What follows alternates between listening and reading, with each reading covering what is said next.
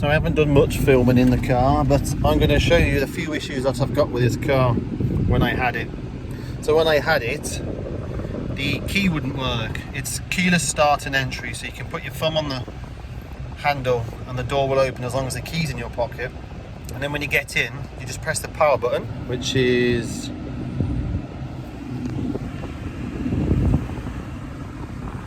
there,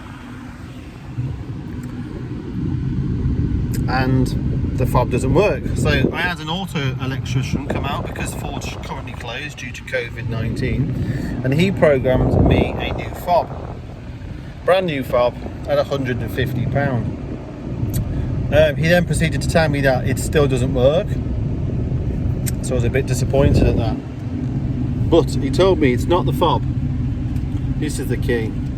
It is not this, it is the car. So he gave me a phone number to someone else that could come out and have a look and plug a computer into it. So he came out and plugged a computer into it.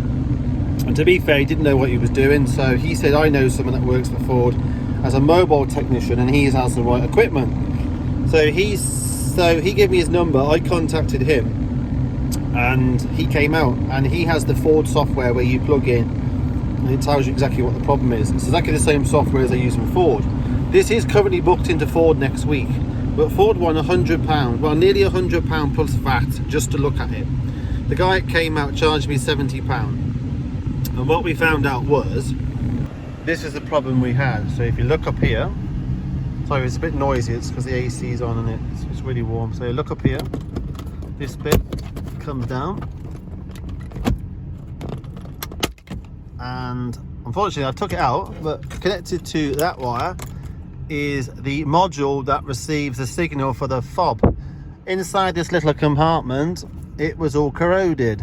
This little machine that's come out is corroded, and this was due to the fact that this car sat in Copart for nearly 3 months, and when I received it, it was completely saturated inside. The boot had a puddle in it, and this car was very damp. I ran a dehumidifier in here for about 2 weeks to clear it, and unfortunately I purchased it in the winter, so obviously it didn't dry, but it has since dried. Again, obviously it was moldy, so which you saw before, but hopefully this part has cost me £15, and the guy that came out and diagnosed the issue only cost me 70. So hopefully this week it will come and we can get the fob working. So the car now has 2 fobs when it previously had 1,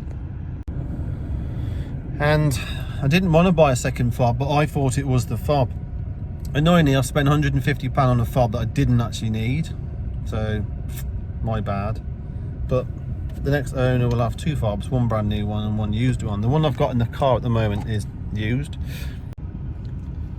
So as you can see, the key's out the back. What you have to do to get into the car is you have to take the key and put it in the door, and that little notch there, you put it in and turn it, the door will open, and you'll have about 10 seconds of beeping, and you need to get the key, which is here, and stick it in where the hole would be.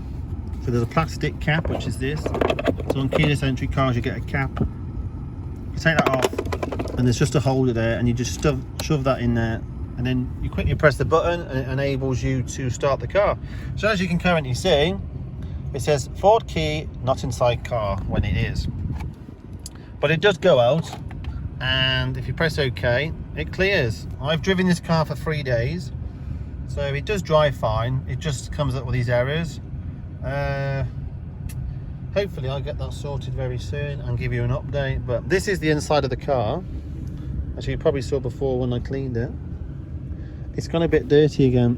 I have since brought a carpet cleaner, so I'm going to clean it. And just to confirm that it has only done 63,000 miles, which is backed up by the MOT history online. But hopefully this will be sorted soon. This is just a little extra to throw in. These little extras that you have to pay for. So not only did the car cost me what it cost me, obviously I've had to put 4 new tyres on it because it came with bolt tyres. I've had to get the key fob fixed, also pay someone to come out and diagnose it, and buy a new receiver. So those were all expenses, totaling nearly £450, which is, unfortunately, looks like it's going to be some of my profit.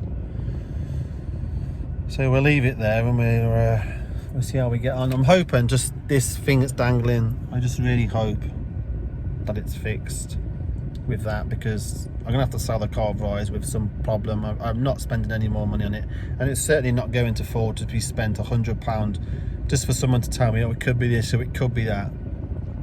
And you know, Ford will just continue charging you until they find an issue. They will replace it and go, no, that's not it, and then they go on to the next thing, and they won't diagnose it properly. They would just eliminate problems. There's no way they would diagnose it properly. I've had many Fords, and even new Fords, that have gone in for issues from brand new, and they would just pick and replace. They won't diagnose an issue. A computer just says point here, and they just do that. So there you go. Thank you for watching, and see you next time.